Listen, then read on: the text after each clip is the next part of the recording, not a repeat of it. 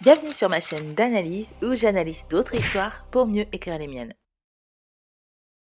Cersei est un très bon personnage. Un personnage complexe.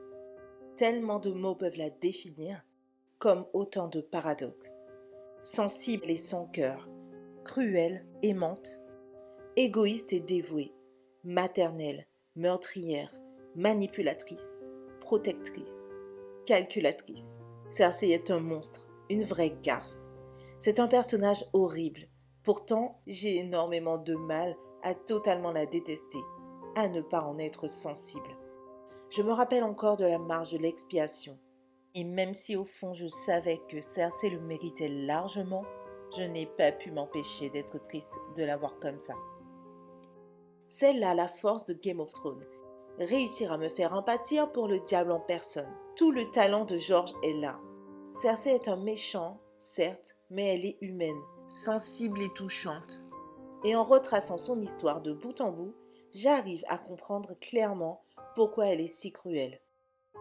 La regarder évoluer, l'observer et comprendre comment elle a été construite est une très bonne façon de créer de très bons personnages.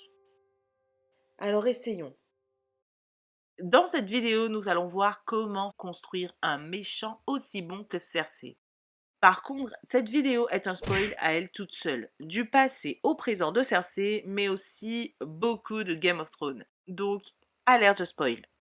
Aujourd'hui, je ne vais pas développer d'idées reçues, je vais plutôt parler de clichés. Le mien aujourd'hui est évident, c'est celui du mal absolu. Le cliché du mal absolu est un méchant qui souhaite le pouvoir, conquérir le monde, le plier à sa vision des choses. En général, le seul lien entre cet affreux méchant et notre personnage, c'est que notre personnage cherche à l'arrêter. Et le démon se met du coup à avoir pour objectif de tuer le gentil juste parce qu'il se met sur sa route, ou parce que quelconque prophétie l'y oblige. Ce qui m'embête avec ce cliché, c'est qu'il déshumanise le méchant pour faire briller le gentil. En gros, le méchant est atroce et égoïste, cruel et obsédé, et le gentil, eh bien, c'est tout l'inverse. On ne s'attache du coup jamais aux qualités ni à la sensibilité du méchant, uniquement à ceux du gentil, et ça crée des histoires manichéennes, sans nuance. Or moi, en tant qu'auteur, eh bien, j'aime les clashs d'idéaux, les confrontations qui poussent à la réflexion. J'ai envie de comprendre pourquoi un méchant le devient. J'aime les thèmes qui vont un peu plus loin que les histoires de méchants qui sont méchants juste parce qu'ils sont nés comme ça et les gentils qui le sont pour les mêmes raisons.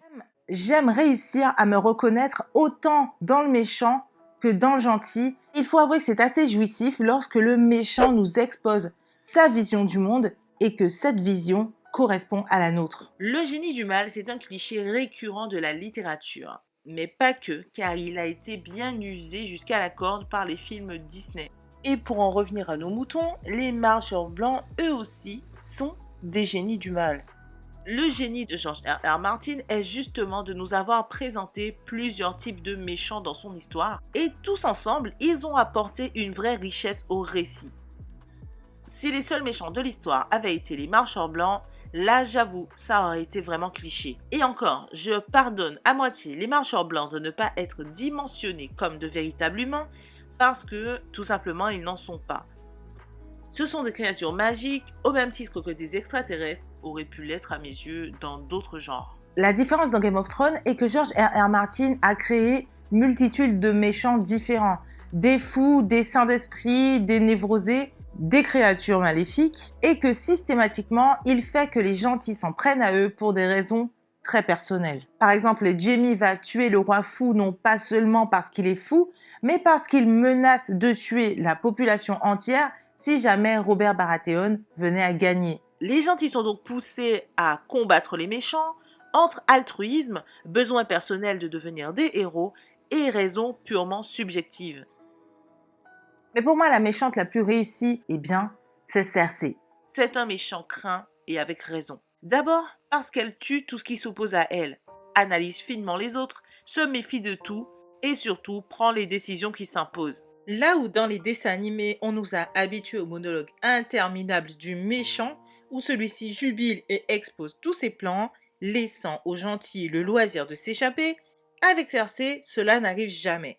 Elle jubile après avoir accompli son plan. Dans cette vidéo, je vous préviens, je vais faire ma psy du dimanche. Et je ne pense pas avoir raison à chaque fois, mais j'ai quand même un petit peu raison. Cersei est un personnage terrifiant. Elle ne se laisse pas distraire par l'amour ou les rêves de petite princesse. Elle estime que l'amour est un poison et qu'il ne faut pas chercher à être aimé si on veut gagner au jeu des trônes. Quand on joue au jeu des trônes, soit on gagne, soit on meurt. Les seuls êtres pour lesquels elle éprouve de l'affection sont son frère jumeau, Jaime, et les enfants qu'elle a eus avec lui. As-tu jamais vu ta mère aimer qui que ce soit en dehors de ses enfants? Toi, elle t'aime? Ouais, ben ça se discute. Dans la première saison, Cersei fait assassiner son mari, le roi Robert, faisant d'elle la veuve noire. Elle a donc pu couronner tous ses fils de couronne d'or pure avant de les voir tous mourir et devenir reine à son tour. Bref, Cersei est une femme puissante, ambitieuse. Elle enrage d'être cantonnée au rang secondaire parce qu'elle n'est qu'une femme, alors que tant d'hommes de pouvoir sont faibles. Ne vous est-il jamais venu à l'esprit que c'est peut-être moi qui mérite votre confiance, et non vos fils? Pas Jaime ni Tyrion, mais moi. Et moi, de mon point de vue féministe, je ne peux pas m'empêcher de l'admirer, même si elle me saoule, mais grave. Bien au-delà de toutes ses qualités, Cersei a une psychologie très particulière. Elle a une vision du monde, des croyances ancrées qui en font un personnage vraiment très profond. Déjà, Cersei vit dans un monde où être une femme, c'est partir avec une grosse épine dans le pied. Elle vit dans un monde patriarcal où avoir une fille permet aux puissants de négocier des alliances. Dans un monde où elle n'est qu'une femme objet et où la médiocrité ou la mort lui pend au nez, je comprends parfaitement qu'elle en soit devenue manipulatrice et perfide. Et dans ce monde-là, on voit bien où l'absence de perfidie a mené Ned et son fils. Je crois que chez un méchant, la vision, la psychologie, la façon dont il voit le monde, c'est très important. Mais encore plus important que sa vision, le pourquoi de cette vision. Cersei considère que l'amour n'existe pas, hormis celui qu'on porte à ses enfants. Plus tu aimeras de gens, plus tu seras faible. N'aime personne d'autre que tes enfants. Et que dans cette guéguerre pour le trône, une seule règle compte, tuer ou être tué. Tous ceux qui ne sont pas des Lannister sont des ennemis à ses yeux, et j'avoue que dans le contexte dans lequel elle vit, elle n'a pas tout à fait tort. Plus important encore que le danger permanent qui la guette, Cersei ne se sent pas reconnue. Je l'ai déjà abordé dans cette vidéo. Cersei est une femme et dans ce monde patriarcal, les femmes n'ont qu'un seul rôle, être mariées et faire des bébés. Malheureusement, ce rôle ne lui suffit pas. Elle est beaucoup trop intelligente pour ça. Et en analysant son passé, on comprend bien que sa vision glaçante de l'amour lui vient de son histoire.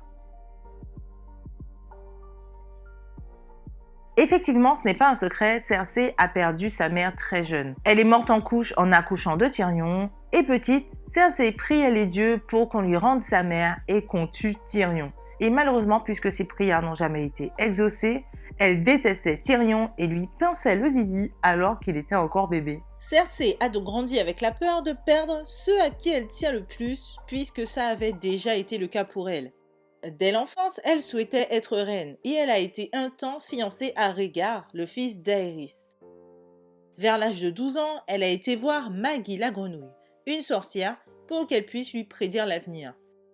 Et après avoir goûté une goutte du sang de Cersei, Maggie va lui dire 3 choses. D'une, qu'elle ne se mariera pas avec le prince Rhaegar. Tu n'épouseras pas le prince, tu épouseras le roi.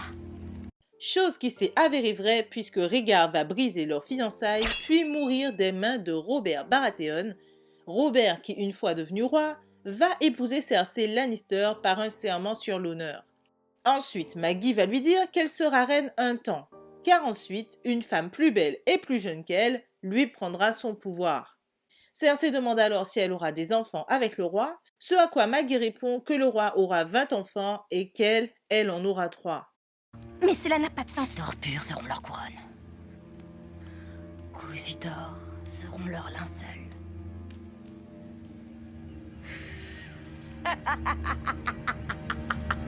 Et lorsqu'on est une petite fille et qu'on nous prédit notre avenir et qu'on voit la prophétie se réaliser chose après chose, eh bien forcément on donne énormément de crédit à cette prédiction et on en devient même obsédé. Et j'admets que c'est le propre de ce procédé. Généralement les prophéties et autres prédictions sont régies par le fait que lorsque le personnage en prend connaissance, eh bien il va provoquer cette prophétie par peur qu'elle se réalise. À sa place, si une diseuse de bonnes aventures venait me dire mon futur et que tout se réalisait et qu'au bout elle me disait que tous mes enfants allaient mourir, mais j'aurais été complètement terrorisée. Cousus d'or seront leurs linceuls. C'était écrit dès le début, c'était inéluctable.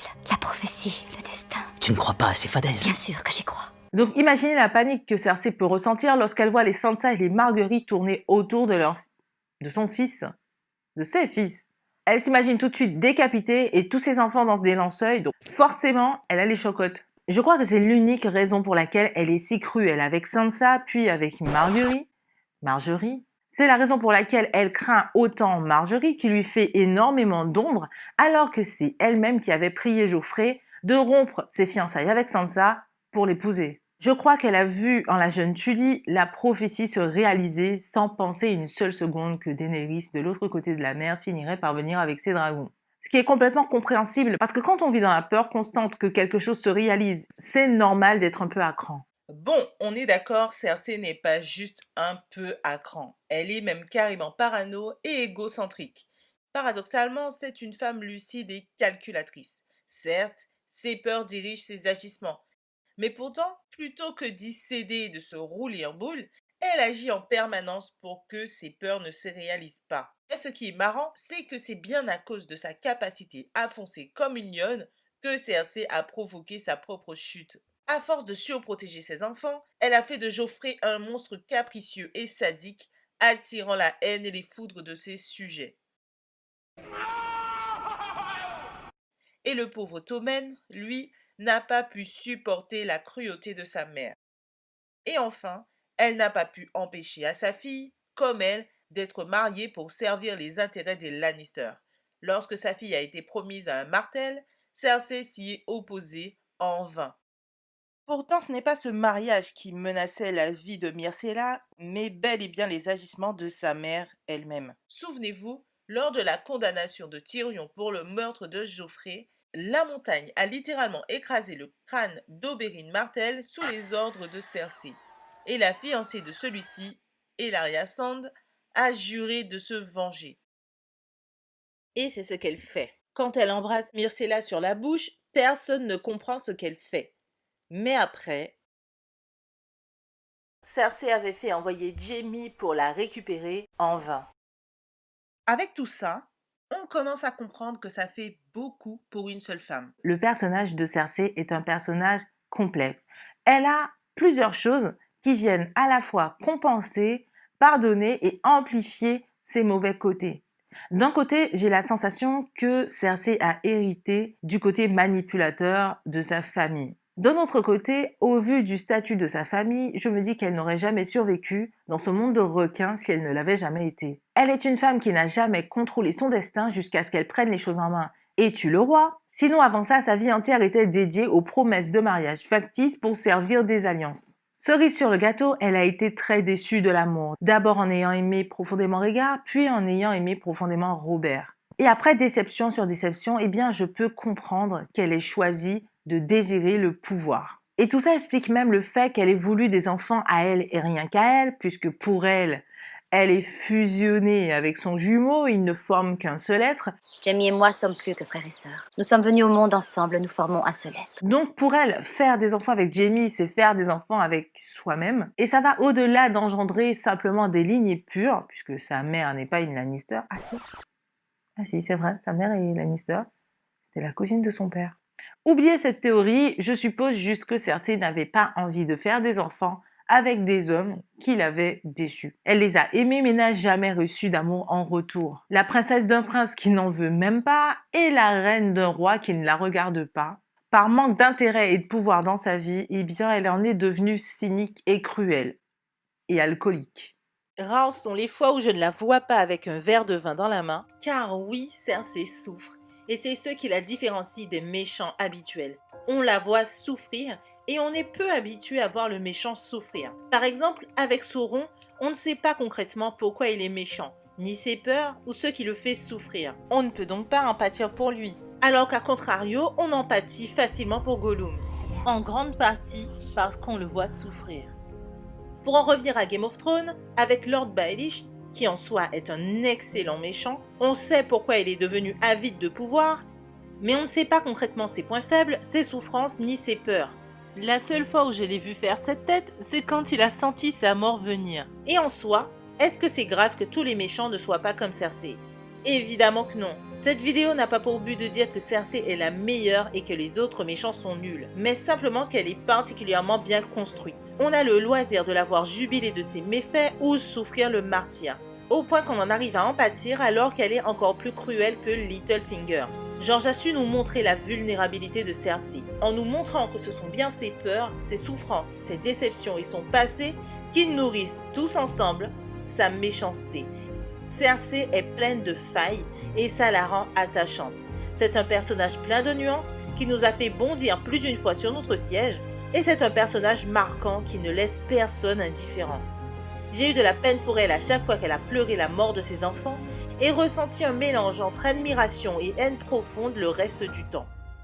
La clé que je conserve de cette analyse est que les méchants sont comme les gentils. Leur passé définit qui ils sont et ce qu'ils veulent. Souvent, la méchanceté, quelle qu'elle soit, a été induite, conditionnée par tout ce qu'il aura vécu et tous ces événements mis bout à bout expliquent pourquoi un personnage est devenu méchant.